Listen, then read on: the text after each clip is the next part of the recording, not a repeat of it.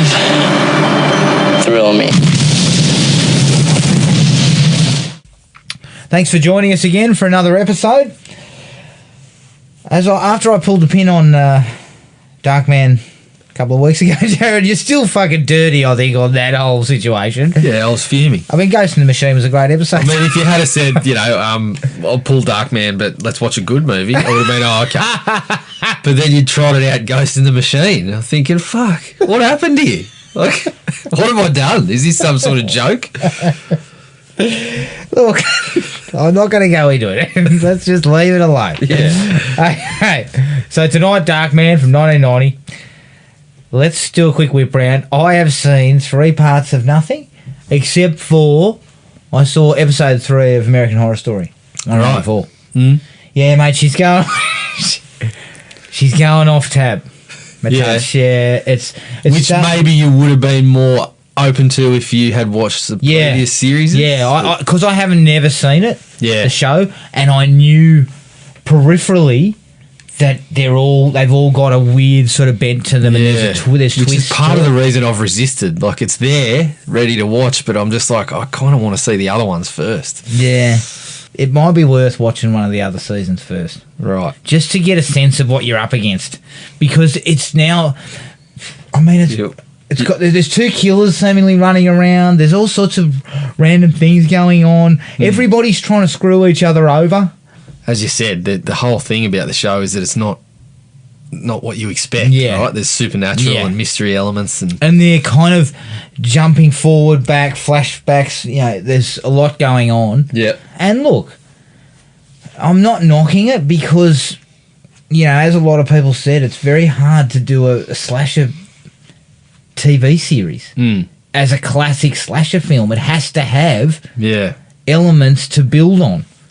Even slasher, that slasher is getting it has as close as it comes to making a slasher film on a 10-episode arc. But you had to have all sorts of characters with different bits and bobs. You can't just have fucking Jason wandering through the forest for 10 hours. That came with its own challenges. Yeah, exactly. So I kind of understand and I appreciate what they're doing, but I guess I'm just such a bloody idiot that I was just hoping for 10 hours worth of Stalk and Slash. Yeah, that was all I was up for. Yeah.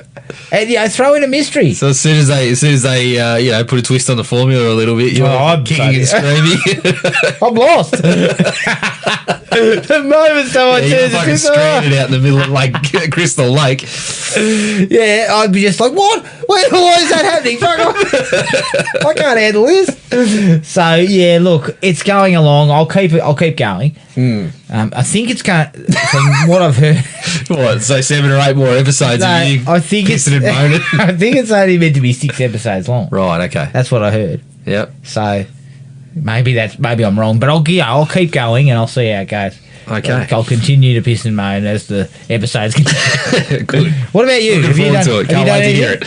Yeah, I've watched a few actually. Shit. What the fuck are you doing? I continued my tangents. I continued the rabbit holes from last week. Jesus. So after we watched The Punisher, I sort of delved into more early superhero fare, and I went onto YouTube and watched the Roger Corman Fantastic Four. Ooh, how was that? Is that better than the recent Fantastic Four? Actually, it probably was.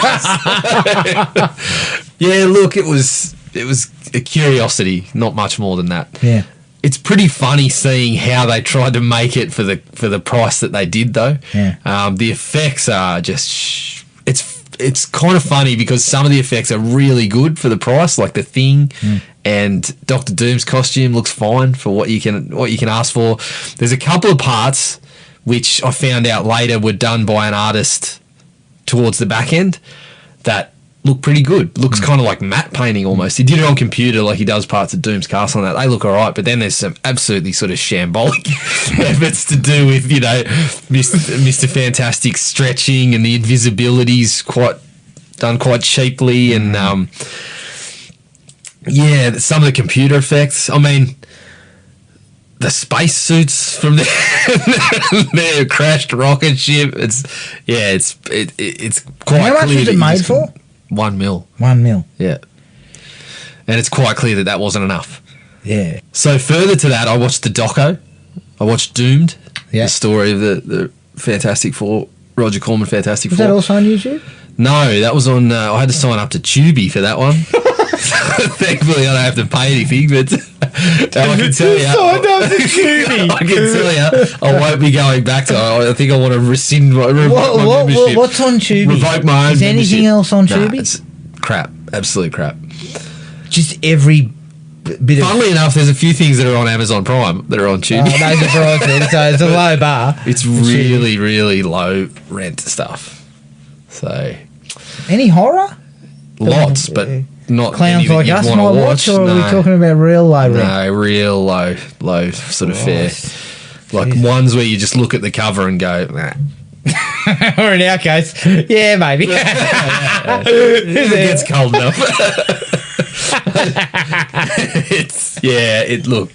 It's not good. But yeah, the doco was good because it went into those.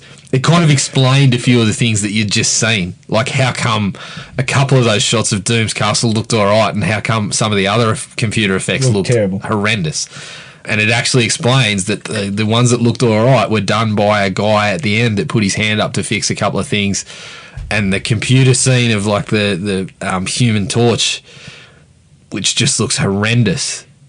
Was because they had an effects man who trumped up his resume and couldn't really produce what he said he could produce. Of all the things to be trumping your resume up and down, special effects is not the best one to do. No, but the funny thing is, like the one of the points that they made in the documentary is, hey, we're still talking about this one, and no one's talking about any of the three other Fantastic Four films. Yeah. So, I mean, there is something Nostalgia there. and the laughable nature of it. Yep. I mean, it's like Troll 2. Yeah. Still talking about Troll 2. And there is elements of it that work fine for a little kind of adventure movie. Isn't it funny that you're making that film for $1 million and they're still talking about it, even though it's shambolic? I mean, they're kind of laughing at it. Yeah. But the most recent one was $100 million, and it was an absolute piece of shit. Nobody was interested in that at all. Yep. And those actors want to take it off their resume. I know there is parts of this one that are kind of, they got a goofy sort of charm to it. Like it wasn't. I didn't watch the movie just going, oh, this is. I feel for the actors. Can't do this because they actually legitimately thought they were getting something. and that was, it went into that quite a bit. Why did you not tell anyone if this was the initial plan? And they kind of go into whether it was the initial plan or whether it came about after it was all done. But anyway, it didn't really. Definitely worth viewing. Definitely worth signing up to Tubi for. Yeah, well, if you can get it without signing up to Tubi, I'd probably do that. But you do what you have to sometimes. So that was that rabbit hole. I scampered down another one, and I watched Robin Hood, Prince of Thieves to compare it. So you wanted to complete the circle, complete the circle of hell. Robin Hood. Yeah, some of the recent ones. How was Prince of Thieves? It was enjoyable enough for what it was. Is it the best of the three? I would probably watch it again before I'd watch any of the others. Costner, you get your Kevin Costner. He was pretty bad because he didn't have an English accent. Freeman slumming it. Yeah. It's almost worth watching just for Alan Rickman. He is way over the top. I don't know what he was doing. It was just like... in a good way. Yeah, but that's the way to go with that film. Yeah, he was just... Isn't Christian Slater in it? Christian Slater was in it. Yeah, it was entertaining enough for what it was. At least it had that kind of adventurous, that kind of roguish element that... Yeah. I mean, Rusty's missed that. Rusty got too serious. Rusty and Ridley got too serious. Yeah. And Guy Ritchie got too lock stock on it. Yeah, a little bit. Look... That product... No, that wasn't Guy Ritchie, was it? But the other one got Guy Ritchie. Yeah. Guy Ritchie was King Arthur, but it followed a similar sort of template. You've got to look closely at... Like, Costner's is probably the one that's as close as you want to get to... As best as you can get to it. Yeah. In terms of that roguish charm, the action, that sort of stuff. What was Rickman's classic quote from that? Remember, there's a Yeah, part where he's all pissed off and he's like, you, my chamber, 10:30. You, 10:45. And bring a friend. He was just absolutely, like, he was hysterical almost every time he was on screen. It was piss funny. Who was Maid Marian in that one? I kept thinking Mary Kate Blanchett. Elizabeth. Master Master Antonio, Antonio. yes. Yeah. So I watched Hellboy, The new one. Yeah. I'm making faces here. Not great. Not great. Not good at all. Could have been all right. Like it could have been like David Harbour fit the bill. Ian McShane, he's usually pretty good for what he's there for, but just. But there was talk about strife on set, wasn't Yeah, there? yeah. It's Bloke's just not listening, and again, another one where some of the effects, like the computer effects at times are just, it's like, I don't know whether you watch the product afterwards. Like elements of it look really good, but then the thing that you've put together, the monster that you put together, clearly sort of stands out from the background that it's on. It doesn't even look like it's, interacting. Yeah, when it's walking on the ground, it doesn't look like it's on the fucking ground. Like it's just really weird. The story felt a bit rushed at parts. it was a $50 million budget too, so Yeah. you get that shit right. It just, I don't know, it just felt like another missed opportunity. Like Neil Marshall I would have been happy enough for him He to seems go like into the that right sort of guy. stuff because he's got a lot of stuff on his resume that I really, really like. But yeah, this one, I don't know, maybe he didn't get the fair crack at it. Well, if Needed. again, alleged, what's alleged is his actors weren't fucking listening to him. Mm. I think it's pretty hard to get the product that you want Yeah. when your main actors don't care to listen to what you got to say. Yeah. I think, And the producers pulling power moves, like, honestly, I know do you want a good film or not? Well, this is the thing. I know you've got to stick to a budget, and you're responsible for overseeing that sort of shit. But is that the way to go about it? Like, shouldn't you just be saying we need to work together to get the best that we can get here? Yeah. So I don't know what was going on. And as I said, there'll probably be a bloody book written about it at some point. we've seen this shit 1,000 times. You know what you're getting in for. You know what the script is. Yeah. So what the fuck are you doing? Yeah, I don't know. Like, once you've got a script you like, that's when you start filming, and you should have no issues with what's being filmed if you're a producer. That's what I don't understand. We've seen this several times in the last 12 to 18 months with things like The Predator. You knew what you had, Yeah. and then you ripped the ring out of it because, what? You didn't think it looked good when you filmed it? You didn't think it might... I mean, didn't you read the script? I reckon half of them don't bother. Yeah, probably. Yeah, I don't know. Did you go down another rabbit hole from this? No, I didn't. I stuck with that one. Watched a little bit more Woo Assassins. How's working that? my way through that. I'm towards the back end now. It's getting very mystical. A lot of mysticism. Right. As I said, I still like it for, when the martial artists are getting into their little fight scenes and things like that. I quite enjoy it. I don't dislike the show. I've actually quite enjoyed it for what it is, but some parts of it are just a little bit... Childish? A bit childlike, That's what you a were little saying bit, before, wasn't it? yeah, a little bit down the line. Yeah. I saw Abominable with the kids. That was a bit of fun. How was that? Yeah. It was all right. It was, just.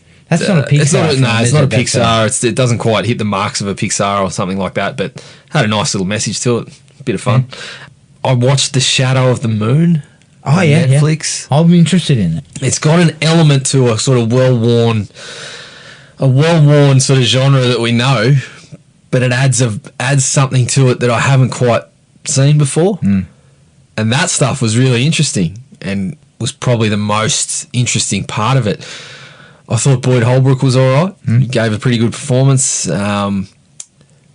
Unfortunately, it just didn't hold together for the whole runtime. Like, it just felt a little bit... There were stretches of it where you just felt like, come on, let's just get through this. Let's work through this and get some more info about... It felt like the plot just halted a number of times. And then, parts of it felt like, there's an action kind of sequences to it. Then it kind of goes drama, and then it's sort of sci-fi, like... So it's a bit all over the shop. It's a bit all over the shop. But I will check it out. Again, felt like another missed opportunity, another idea that could have been really, really you have interesting. watched some sort of stuff that's right on the cusp. Yeah, but it's right on the just not cusp. there. Not quite getting there. So the last one I watched was Joker. Oh, yeah. Yeah.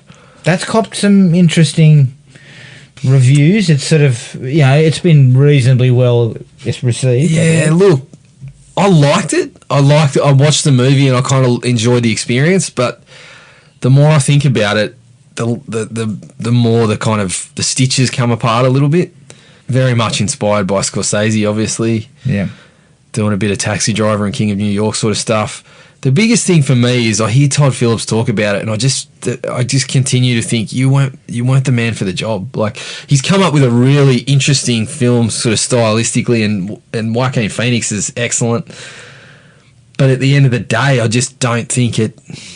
I mean, Todd Phillips talks about, we're taking the Joker and we're doing all these things that haven't been done with him before. But almost everything he did in the movie is something that I've seen in a comic somewhere along the line, like Brian Azzarello's Joker, like The Killing Joke. Dark Knight Returns even has elements of that, the talk show sort of business. Like, it just, I don't know, it just struck me as, and I'm okay seeing interpretations of this that are different, but don't come out here and spout how you're doing all this different shit and then you do all this stuff that's been done before. I'm just like, it clearly shows me that you never cared to have any investment in the Joker or the character, so you don't really know.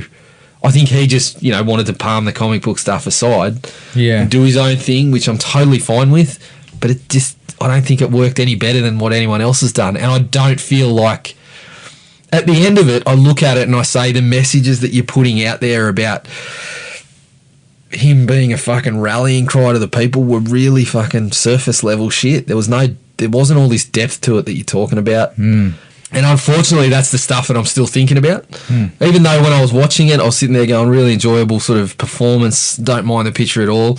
All I'm left thinking about is the stitches that are coming apart in the whole piece. Right. And I just feel like, there didn't need to be.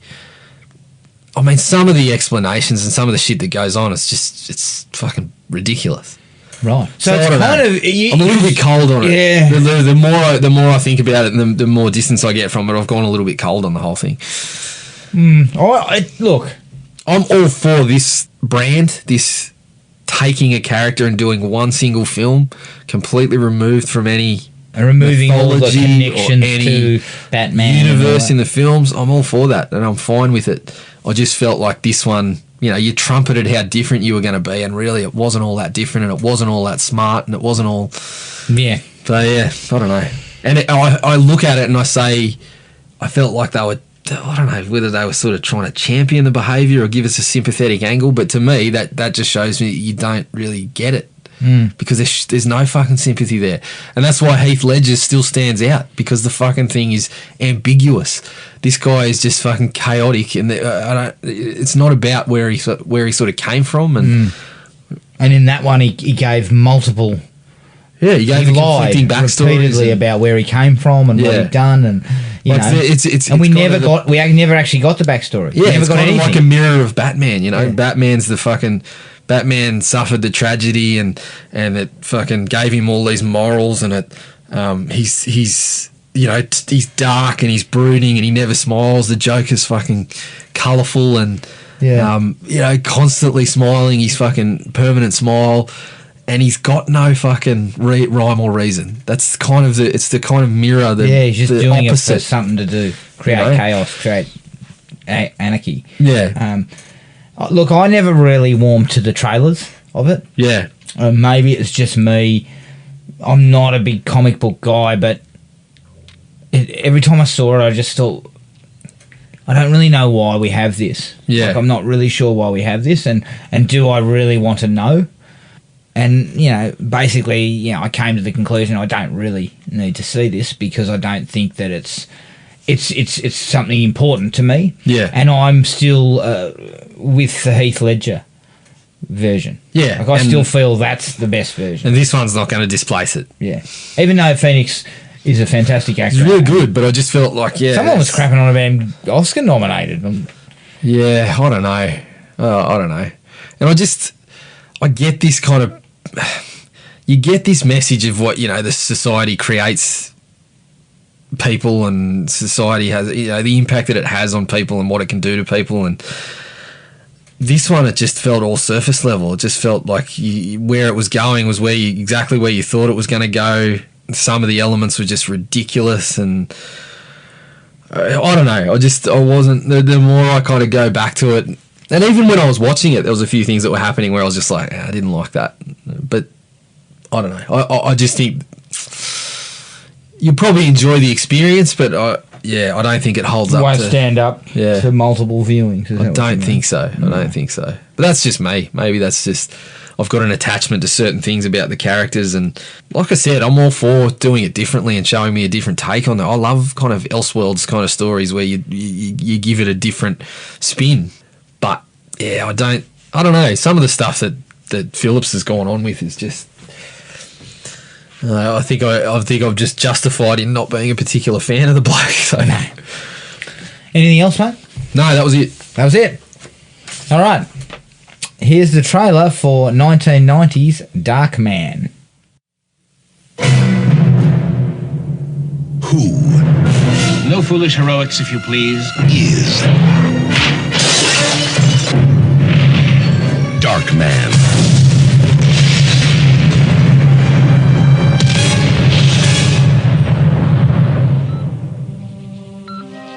They destroyed everything he had. All that he loved. Everything that he was. Now, crime has a new enemy, and justice has a brand new face. I was afraid that you wouldn't want me anymore. Of course I still want you. The good news is that I know who's behind our little troubles of late. Finish it. He has the power to look like any man. These two are both sons of witches! But he is unlike any man. I gotta tell you something about me. He's a cockroach. You think you kill him? And he pops up someplace else. In the darkest hour, Julie, who's the real monster here? there's a light that shines on every human being. But one. From director Sam Raimi. Darkman.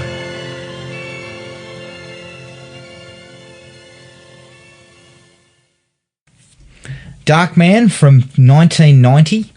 Directed by Sam Raimi, who directed The Evil Dead. Produced by Robert Tapert, who produced Time Cop and Don't Breathe. It was written by Sam Raimi, Chuck Farrar, who I think he wrote Hard Target. Not Ivan Raimi, Ted Raimi. My apologies. I was calling him Ivan Raimi last night. I'm not really sure why. Who wrote Drag Me to Hell. And Daniel and Joshua Golden. It stars Liam Neeson as Peyton Westlake / Darkman, Frances McDormand as Julie Hastings, Larry Drake as Robert G. Durant, and Colin Friels as Lewis Strack Jr. Budget was $16 million, and it made worldwide $48 million. And Joel and Ethan Coen did some uncredited doctoring on the finished script. Shit. Didn't know that. All right. I thought that this was... It never failed to entertain. It's a weird mixture of comic book hero stuff and horror film. Yep. And there's a shitload of style. You know, it's Mulcahy to the max. There's some dated effects. Yep. And there's some silly sequences. But overall, I had a real good time with this. Yeah. 3.5 for me. Yep. Bang on. I'm exactly the same. 3.5, pretty much word for word what you said. I love the way that they treat the character like one of the kind of universal classic monsters, like, I don't know, sort of Phantom of the Opera, Quasimodo. Yeah.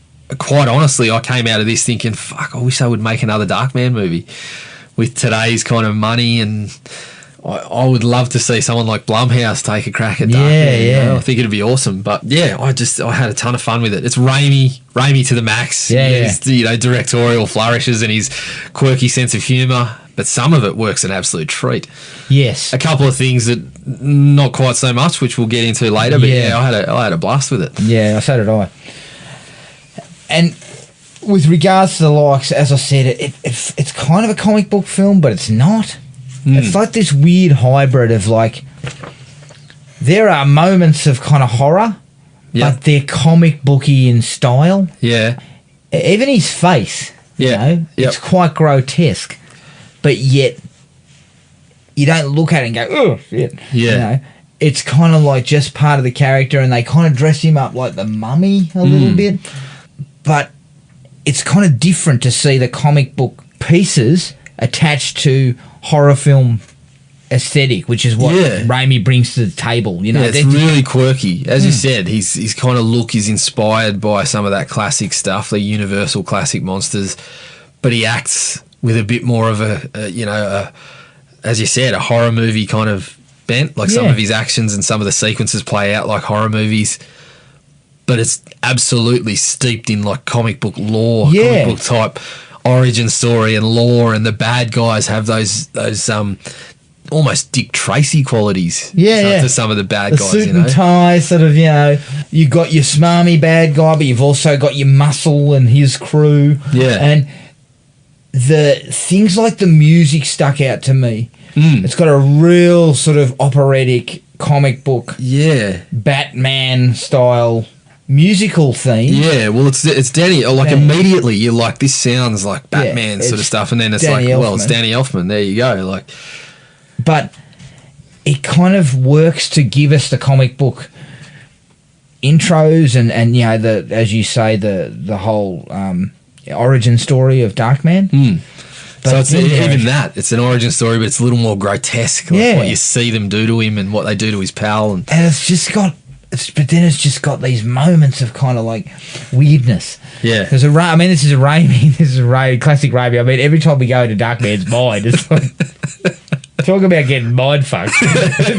Look, there is all sorts of shit going on in there. Yeah. But that's your Raimi. That's what Raimi brings to this type of thing. Yep. And I think, to be honest, I haven't seen the sequels in a while. I've got Darkman 2. They're ready to rock and roll whenever you're ready. But I think that's what, if I recall, that's what was missing from the sequels, other than Neeson. That's what was missing from the sequels, that those kind of directorial touches. Do we feel that perhaps some of the budget was also missing? Well, yeah, probably some of that too. As we said, I don't think they even bothered getting in touch with Neeson. I think they saw the figures they might have been working with for the next ones and thought, Liam's not going to do this. Arnold Vosloo's available. Yeah, we've got the next best thing, Arnold Vosloo. Yeah, that's it. Look, I love Arnold. Love him. But I don't think he's the next best thing to Neeson. Not quite. And look, this was early Neeson too. Yeah.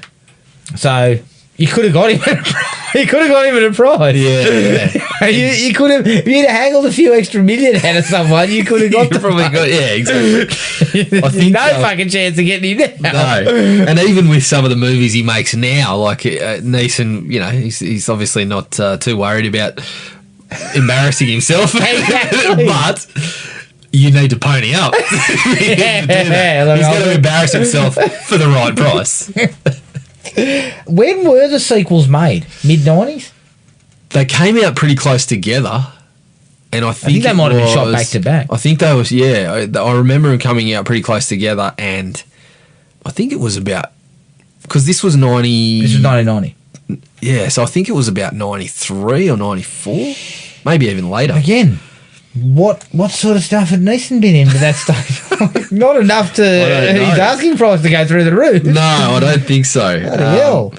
So Darkman 2 was 95 and 3 was 96. So it's 5 years. Okay, Neeson was probably in Rob Roy by then. Yeah, okay. His price was up a little higher. A little bit higher. Yeah. The film is stylised up the wazoo. Yeah. And Raimi throws everything into the mix. Oh, he was in Nell and Schindler's List too, so his prices... Sorry. His price had gone up a little bit, but fuck, pony up an extra 5. It's all on the back of Darkman, I'm telling you. Actually, pony up an extra 2. You're getting him, aren't you? Probably. Yeah. I mean, this was the 90s. I mean, no, fuck, it was the 90s, mate. Well, people were making 25 mil a picture. No, he wouldn't have gotten. Yeah, that's right. He wasn't. No. But because the Stallones and that were getting 25, the prices were up on everyone else. So he probably was getting more than he probably should have been. Raimi's style gives it something fresh, I guess. Yeah. Because not everyone does this kind of film. Like, Raimi, a classic example is when they beat Neeson up in his apartment. That is and classic, they ram his head into some some glass fronts and cabinetry. And Raimi shoots it from inside. Yeah. So every time his face is rammed through there, Neeson's going, and then he's yanked out, and he's banged through the next one. Yeah, and you quickly, you dolly to the next bloody camera and then bang through that. So it was 3 cabinets, wasn't it? 1, 2, 3. Classic. Absolutely love it. All I could think of was Evil Dead. That's what's missing from 2 or 3, I tell you. But it gives it its own style. Yeah, absolutely. Which is what, obviously, 2 and 3 didn't have. I wonder who directed 2 and 3. I'll Shall find look out into for it, you. yeah. I'll get back to you. But this sort of film, like comic book films, need a style. Like you can't just go and trot out the same old shit. So this was early in the comic book sort of style film days. So this brought something to the table that you didn't normally see, which that's why a guy like Sam Raimi's had a very successful career. That's probably how he ended up getting involved in something like Spider-Man. Yeah. In fact, I believe there are some of those weird sort of shots and stuff in Spider-Man. Oh, absolutely. And even Spider-Man 2, when Doc Ock's getting his arms. Yeah. Looks just like the vines and shit in Evil Dead and the camera angles that he uses in there. So it's, 2 and 3 were directed by Bradford May. What's his resume like? A lot of cheap stuff on there. I think he's a working director. Okay, good. He's got plenty of credits. A lot of TV series and things like that. Yeah. But that's what's missing. Yeah. A guy like him is a Spuds and Burger director. You bring him in, you ask him to do a job, this is what we want, you shoot it however you like. You don't really look at Sam Raimi's stuff. Quick note, Bradford May was the cinematographer on Monster Squad. Oh, really? There you go. Huh. One of my faves, that one. Yep. Now, in the opening sequence, what is it about guys with nunchuckers? Why have we got nunchuckers in these gangs? Ninja Turtles. Yeah. They were still popular. It's out of place. Everybody else has got a gun, and this goose is walking past with a fucking pair of nunchucks. My biggest thing is, why do you have nunchuckers if we never see anyone use them? I don't recall him saying, look, knock anyone down with the they haven't got a lot of reach either. No, it's close quarters combat with that stuff. Yeah, in a gunfight, if you're 50 metres away with your nunchuckers, you may as well start running the other direction, mate. Yeah, actually, I believe there might be, how they frisked the other Larry Drake. Yeah. I think a pair of nunchucks falls in that thing too. So, Oh, dear. I think the actors are fairly solid. They approached the material in the way that I think it was supposed to be approached. Yeah. Larry Drake's okay. I think that both Neeson and Francis McDormand are fine. Frilsey, we might have some things to say about him. But. I'll hold back on Frilsey for the moment. But they do what's required, and they kind of accept that this is a little bit out there. Yep. I mean, there are moments when Neeson hams, mate, dancing around with something on his head and singing some song. I'm not sure that ended up in the lights, but that level of ham was required for some of the other stuff that he was doing. I mean, that was fucking pig. It was full pig. He was really laying it out there. Yep. They did what was required of them, and understood the material to be a little bit different. Yeah. Which is good. I think, going back to the start when you're talking about the nunchucks, number one, obviously the bloke that you said reminded you of Dikembe Mutombo with the big flat top and he's a very tall gentleman. I like the fact that he was talking on a phone that, I don't know, appeared to be carried around in some sort of lunchbox or something.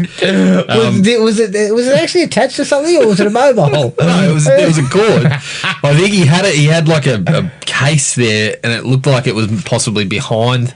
Whatever it was behind that case, but it looked like it was carried around. Because this character's name was Eddie Black. When Eddie Black turns up to shake down another crew, he brings a fucking packed lunch.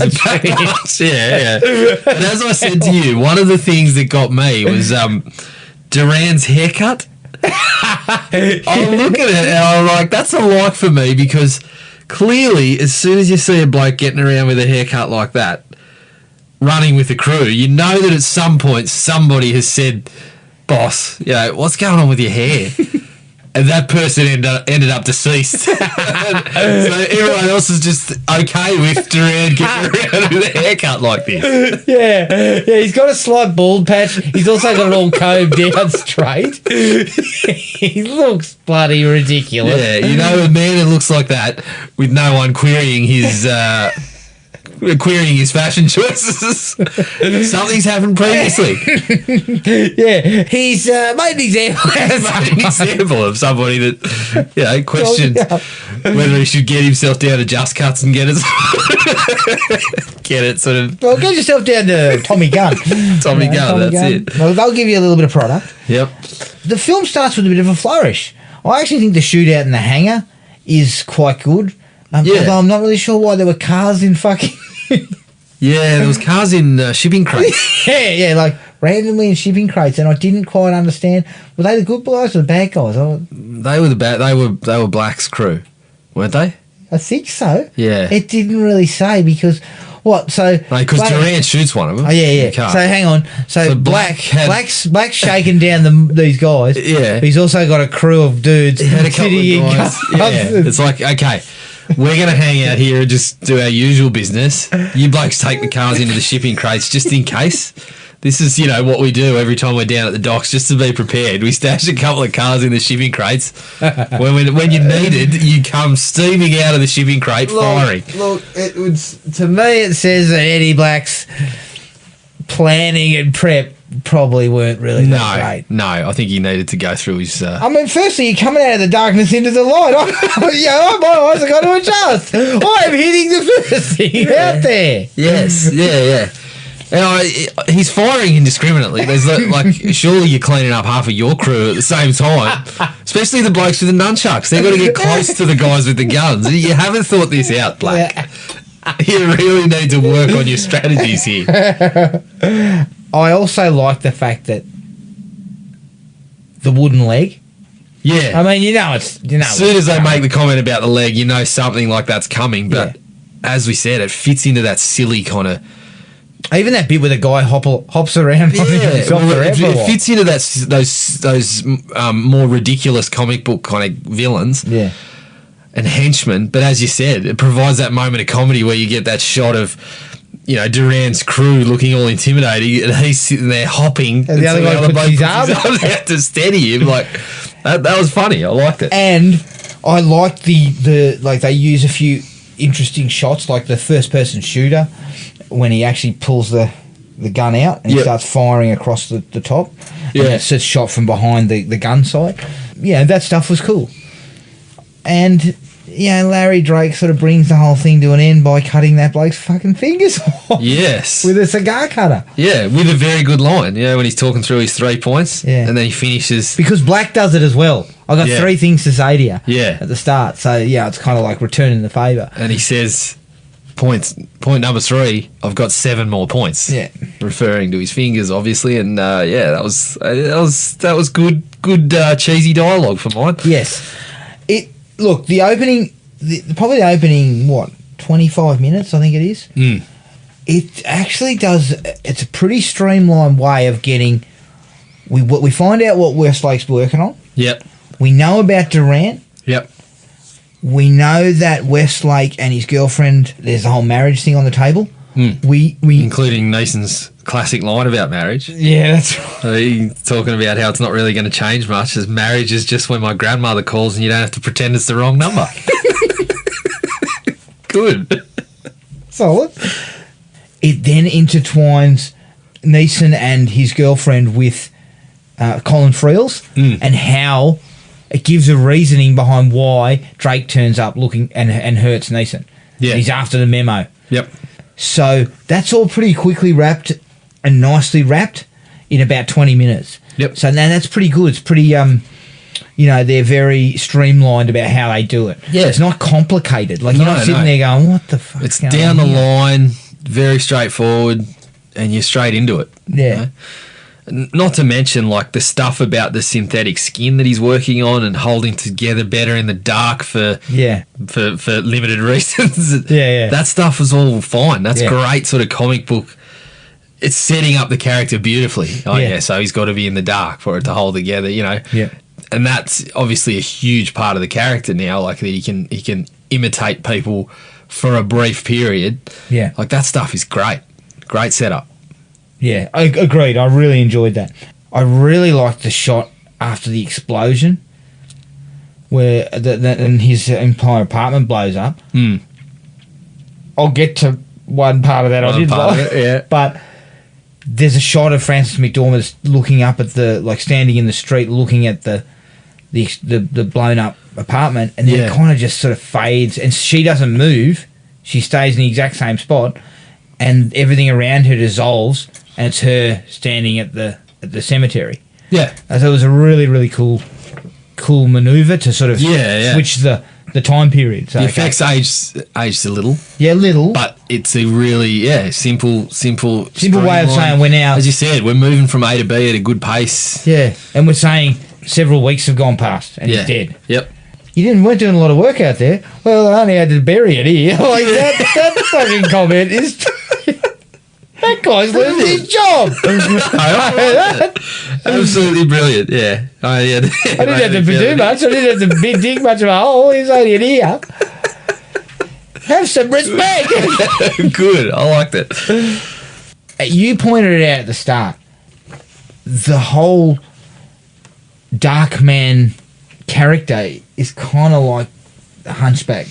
It's got a Quasimodo vibe that he wants to go to his girl. Like, remember when he first sees her on the street? Yeah. And he sort of wanders over and tries to to connect with her, but he can't quite. He's not speaking. He's having trouble speaking and stuff. And it just had that sort of like. It was real sort of. It was a sadness to that whole tragedy. Yeah, it was tragedy. It was because good. it was kind of like he's trying to connect with her and let her know he's still alive. Yeah. But he also doesn't want her to see him like this, you know? Yeah, and further to that, I love that he stays in the burnt down lab because stylistically it adds to that shit. Like it's, represents where his fucking, disintegration of his mind. Because he was also out, wasn't he out in the middle of nowhere? He took all the shit from the I think he burnt down took out lab. the shit, but initially he starts in that burnt down lab and then he keeps, when he's in the other place, he keeps using the burnt down equipment and shit, and it looks cool. It looks cool, and it adds to that vibe. It's a representation of what happened to his body and his fucking mind, and that all plays into this classic monster sort of shit. Like the Phantom of the Opera living under the friggin' and don't see me. Like I cover my face. Don't see me. I don't see the me in full. You see me hiding. Yeah, I was a big fan of that. Yeah. I really liked the fact that he was using the different faces and the different voices and how did he go from tall, skinny Liam Neeson, big dick, to Larry Drake, fat, tubby guy? Like questions about that. Yeah, I got some questions. But the concept in general is cool because it opens up those avenues to some of the cooler sort of scenes that happen later on. Yeah, where there's that one where they come face to face in the revolving door, and they're both, it's Larry Drake twice. Yep. The sequence where he ends up using his own face, and and then when the guy realizes that it was a mask of Westlake. Yeah. His own kind of double comes face to face with him, and that was really cool. And also the bit how he fucks over Paulie. Yeah, yep. And there's a really cool scene where they turn up to Paulie's apartment to work out what's gone wrong with our money. Yep. And he's like, I haven't gone anywhere, and they find the plane tickets. Yes. And he has have a really nice cool. flight. Next thing you know, he goes flying out the window. Yeah. I thought that was really cool. But also the end of that scene, like the exclamation point of that scene where Paulie lands on the car and the he's woman sitting looks there at it screaming, and then she turns around and here he is sitting on the park bench. She starts screaming at him. One question about every time you see the masks, it's just the mask. So what's he doing about the hair?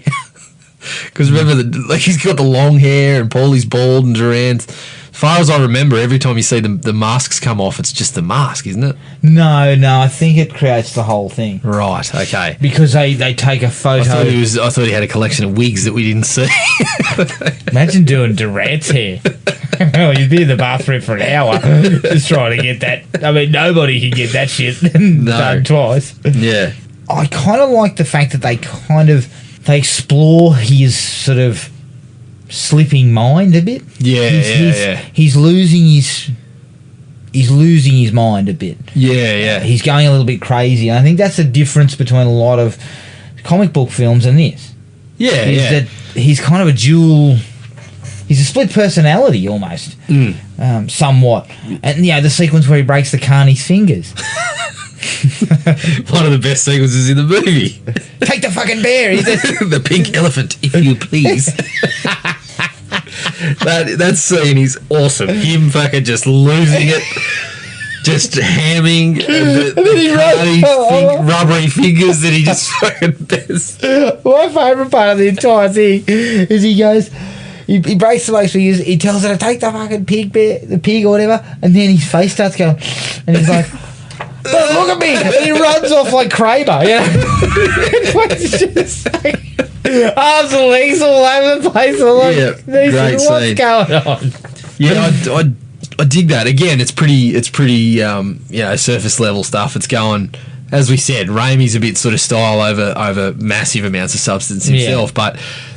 The line at the end, I think he says something along the lines of I can deal with it, but no one else can. Yeah. Basically, indicating that he's just going to remove himself completely because of his fucking disintegrating mental state and dancing around and trying to dancing around with metal things on his head and trying to beat up cats, and he's mumbling to himself sometimes. But the mumbling is all right. Sometimes he's kind of mumbling, and the dancing around was probably a shade over the top. Yeah. Sam Raimi should have pulled him in a touch there. Yep. Said, we don't need this. Raimi was sitting there going, more, yes, I love it. Yeah, if you're not careful, if you're not going to do it, Bruce Campbell will do it for me, I can tell you now. The final, I don't want to say it's the finale because it's not. It's the fight between Durant and his crew. At the warehouse plant or whatever he's working that in. leads to the chopper. All that stuff was pretty cool. Yeah, I liked it. That whole sequence. Using the hologram. Yeah.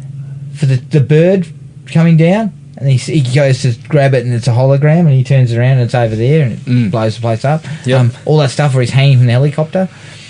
It was all pretty cool stuff, yeah. That sequence, as we said, that's where he gets to use the masks a bit more, and that stuff was all really, really cool. That was all very superhero-y, changing the faces and the way that he works through the crew, and then, the head swinging from the helicopter and stuff. That was all great fun. And my final like was the final shot. Call me Darkman, and it's Bruce Campbell. I'm everywhere but nowhere. Yeah. That stuff was great. Well, great cameo. I think it's Bruce Campbell's best cameo. Yeah. The cameoing all of Raimi's work. I think this was the one where it's like you didn't necessarily expect him. Yeah. This movie was for kind of genre fans who probably would have followed his work from Evil Dead. Yeah. So it was a nice little nod. Yeah, to real that. nice touch. I loved it. And just I really liked the way it ended. I thought it was really cool. Set up. I mean, couldn't you have got Bruce Campbell for part 2? Surely. Nah, he was probably too expensive for him as well at that point. Bruce was working for food. Are you saying Campbell works for Vosloo money? Less than Vosloo. Well, more. He must work for more if they decide to go with Vosloo. Surely Campbell works for more. No, not back in 95. Oh, yeah, you're probably right. Back in 95, but jeez, I'm sure it wasn't good. Okay, you got any other likes? No, that's pretty much most of them. I had some little ones like the Ivan Raimi. Raimi cameo? AKA Ted Raimi, where that sequence where he's get Ivan Raimi from? I don't know. Is there an Ivan? Is there another one behind the scenes? There might be an Ivan. Ted's in front of the scenes. But Ted's a writer as well. Yeah, Ted does some of that stuff as well, but he's the one that usually appears in the movies. And Look, I'm writing off... I'm sure Ivan was in there too somewhere. I'm writing off Ivan Raimi, if I'm wrong. Ivan was an extra, I guess. I will provide a retraction next episode. I'll apologise to Ivan Raimi. But yeah, that sequence where he's, that's starting to show that he's losing it, like when that over the top rage comes over. Yeah, and he pushes the bloke up in the... Yeah, when he's like, and he says to him, "You've given me the details, whatever. Let's pretend you have it." And holds his fucking head up over the... Yeah. That stuff was awesome. And I also really liked where he used, when it was showing him probably under the pump in that scene in the Chinese restaurant, him under the pump with the other guy, and where he uses his abilities to kind of he burns his hand. He starts burning his hand. That was cool. I really liked that. I thought they just found creative ways to work with the character, and I liked it a lot. Right. Just so you know, there is an Ivan Raimi. Is there? He's their brother. Did he write Darkman? No, he's a doctor, it says. And screenwriter, so he might have had some work in there. Are you sure that he didn't write it? Get on Internet Movie Database while we're here. Okay. I've got fucking retractions again. It was Ivan Raimi. I don't want to accidentally contribute this to Ted Raimi if he didn't write it. Writer Darkman. So he did write it? Yeah. So he wrote Drag Me to Hell. Yeah. Did some work on the Spider-Mans, wrote Army of Darkness. There you go. So Ted's not the writer? Ted's the actor. Okay. Although I think Ted does some writing, producing. but Ivan wrote this. Apologies to Ivan Raimi. Now we're back on track. I'm sure he's listening. Yeah, he probably is. He's going to be thoroughly impressed that you've decided, you've showed the calibre of man that you are by correcting your mistakes like that. Yeah, the dislikes.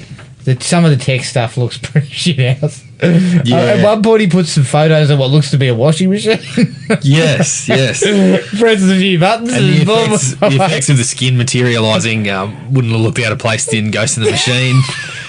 Yeah, they would have been cut from Ghost in the Machine. A little bit dated. Yeah, I mean, again, the effects in terms of him and the face, all that sort of stuff, they're all really good. But the digital work was a little bit off. Green screen work when he's hanging from the helicopter, some of that looks poor. Yeah. It looks better when it's actually legitimately a stuntman. Yep. So some of that stuff dates the film pretty heavily. When the house blows up, Westlake's flaming corpse comes flying out of there at a million miles an hour. Because he's going. That's right. Corpses don't scream like that. His flaming body comes flying out, screaming like an idiot. Yeah. And I just started laughing, and all I could think about was Bruce Campbell. This is what Bruce Campbell had to go through in the Evil Dead films. Yeah. But they were actually setting him on fire. Yeah, true. They were actually endangering him. They weren't just chucking him in front of a green screen. So if it was Bruce Campbell, they would have actually blown the building up. Yeah, don't worry, mate. Just lay there. It'll be fine.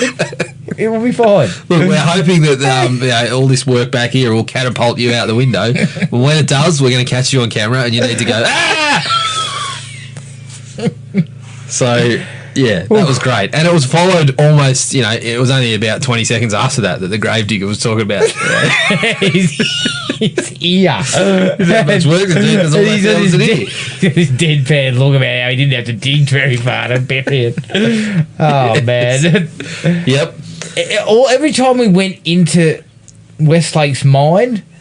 Yeah. I mean, it was like someone just vomited up a heap of ideas. Yeah. Somebody got some stock footage and some colourful imagery and just vomited it all up together. At one point, what looks to be like a meteorite comes across the screen.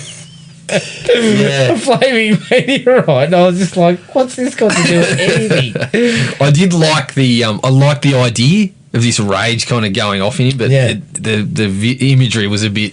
I'd have been happy if it was like steam coming out of his ears or something. Because the man's got a fucking prick of a mind, if that's what's going on in there. Parts of it looked like a less impressive Peter Gabriel film clip. It was, just it was very weird. Yeah. Now, Colin Friels. Frielsy. Look, I'm gonna come straight out. The bloke was pretty rubbish as a villain. Yeah. In a way, you probably only really needed Durant. It felt miscast. Yeah. Even if you had that role, it felt miscast. Like, Frielsy didn't strike me as the Swami, the Swami kind of the businessman type. He's more, I don't know, he's just got more of the kind of knockabout quality. He's more at home on a boat. Is that what you're saying? A crew of water rats, shall we say. Well, look, his accent's also rubbish. I mean, then again, Neeson's accent is not American at all. No. But it doesn't really matter with Darkman. He's kind of... when he's rambling, I can't decipher it anyway. You sort of let it slide, whereas Friels needed to be the guy... Like, he's the guy that's kind of like... He's not the muscle. He's just the guy over the top. He kind of had like a light New York sort of... Yeah, and he's supposed to be kind of whining and dining Jenny. Yeah. Is it Jenny? I think it was Jenny. I don't know. Julie, right, sorry. Julie. Sorry, Jenny. Sorry, Julie. He's whining and dining Julie, so he's supposed to be kind of like smarmy but attractive, and he's supposed to be the guy that kind of charms her. Yeah. That didn't really feel fully developed anyway. Yeah. They never really fully developed that. They had that he's sequence supposed to be this sort of Armani suit wearing character. Yeah. Frielsy's more of a Lowe's man, I think. Yeah, he's trackies. He's a trackies guy. He doesn't know. He can't even spell Armani. He's got no idea what Armani is, right? Yeah. Look, he let Australia down. and look, unfortunately, it wasn't long after this he was shuffled into the hell with his water rats for 10 years. So, like, Frielsy, I love you, but yeah, this wasn't a role for you. You're suggesting you should surrender his passport, or He has left the country. He has not left the country since 1991. No. I think that's indicative of what he produced here. Look, he's a good enough actor, but this wasn't a role for him. Yeah, I think it didn't work. This is the thing. I don't think Colin Friels is a bad actor at all. His work in this just didn't inspire anything. And the character in general wasn't particularly intimidating or anything. So one of my big dislikes is the ending feels tacked on. Yeah, it feels like the Durand sequence should have been the ending, right? Yeah. Whereas Frielsy's tacked on for another 5 minutes to give him a chance to save Julie and kind of, I guess, wrap that whole thing up. Yeah. But Frielsy's not... You could have got to that anyway with Durant. I think so, yeah. So I don't know why... Friels' involvement, I mean, really, he's only in about 4 scenes, isn't he? Or 5 scenes. Yeah, he's not really in it much. that much. No. So you could have possibly even done away with the character and used Durant as your heavy. Yeah, or work out some other way to have that, because that obviously... Because the memo... It was built around this memo, but it just felt like, he shouldn't have been the heavy. If anything, he was paying the heavy and getting involved with the heavy, but Durant should have been the one that was... Yeah. It just that if that finale sequence had have been the finale, what we thought should have been the finale. If that had have been the finale, it would have been a really nice way to end it. Yeah. Finish it up, I think. Any other dislikes for you? Again, minor. But going into when you see some of these things happen and you think about what's going on here, who's not tying the John Doe with 90% of his body burned in the hospital to the fucking one lab explosion you had in the city that night? I don't know. I mean, the guy How was he a John Doe? He was burned look, to a crisp. We found 90% and guess of his what? body's... He only had one ear. He's missing an ear. Well, that's funny because we found an ear in this lab that exploded the other night. Who used to live here? Peyton Westlake. Has anyone seen him recently? This is an open and shut case. He's not a John Doe. Somebody just wanted to get to fucking dinner before 8 o'clock. You know, they didn't want to have to pull an all-nighter. The detectives on this side. They're just like, look, wrap this up. What do we do with the ear? Give it to the grave digger over there. He'll sort it out. Yeah, we know it's Peyton Westlake's ear. We got a badly burned human missing an ear. It's not him. Yeah. Do you think it could be him? Nah. Yeah, I gotta go to lunch. Look, we'll talk about it when I get back. Yeah, look, agreed. It's an open and shut case that Peyton Westlake was the bloke who's currently in the hospital. Yes. But look, pretty minor. I mean, you let it go eventually. It's kind of funny. But it's the same as how does he end up looking fat and dumpy when he's Durant, but Liam Neeson when he's not. Yeah, you just got to run with it. Yeah, you just got to go with it. Yep. Yeah, it's kind of like the face-off rule. Yes. Also, I was highly amused by the fact that the city was obviously fucking swamped by a monsoon with all this water that was coming down. As you pointed out, the bloke decides to sleep in a box and then can't be bothered to chase that. Can't be bothered to chase that box when it goes floating down the street. Lay on the fucking the part of the box so you can hold it down. Like, you don't just stick it over the top of yourself, but you're just asking for trouble. It's going to blow off. I mean, don't lay next to a sewer pipe, you idiot. Yeah, you're laying on that street. You're catching whatever the Punisher caught down in the sewers too, because the hygiene on that street is similar. But it was, you know what? What was going on in that street? Because it was 3 feet deep. Yeah, the water was very deep. Well, I guess the thing with about catching what the Punisher had. Darkman doesn't have a fucking tockler to fall off anymore. Everything's really falling off the man. So. Played by Liam Neeson, so half a tockler. He's fucking like having. What were we saying last night? They went into the lab and they said, we found what seemed to be like a piece of rolled pork or something. It looked like a rolled roast. Then we realised it was half a penis. Once again, detectives could still not fucking join the puzzle pieces of Harvey's dick and the bloke that's bloody burned in a crisp with only half a knob. You find that. We're looking for a badly burned Liam Neeson. It's clear. Open and shut. Yeah, look. Yeah. The Darkman made some strange moves early on. I mean, I'm not sleeping on that street. No. Even if it's raining. I understand it's raining and you're going to get wet no matter where you are. Yeah. You can't feel it anymore. I know. That was what I think they were trying to point out, that he didn't care about it. He didn't feel any pain or any cold or anything like that. But he still feel the mild inconvenience, which is... Mate, yeah, as I said, I am chasing that box down because I require a kind of living quarter when I'm on the street. No matter how that's done. You're going to hang a little light from the corner of your box. I need something. I need to feel like it's a room.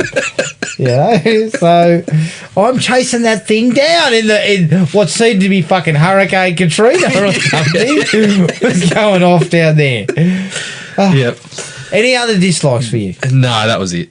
Mostly, I didn't have a lot to dislike about it. I really enjoyed it. So. Yeah, so did I. That is Darkman. You can find us on iTunes, Spotify and Podomatic. Send us an email at thrillme@iinet.net.au. Like us on Facebook at Thrill Me Podcast Australia and at Podomatic at thrillme.podomatic.com. Please rate and review. We're also on Instagram at Thrill Me Podcast AU. And keep an eye on our Facebook page for details of our next film. But until then, take it easy, and we'll catch up with everyone later. Cheers. Find the podcast at Podomatic or on iTunes. Don't forget to rate and review. Like us on Facebook at Thrill Me Podcast Australia or contact us at thrillme, all one word, all lowercase, at iinet.net.au.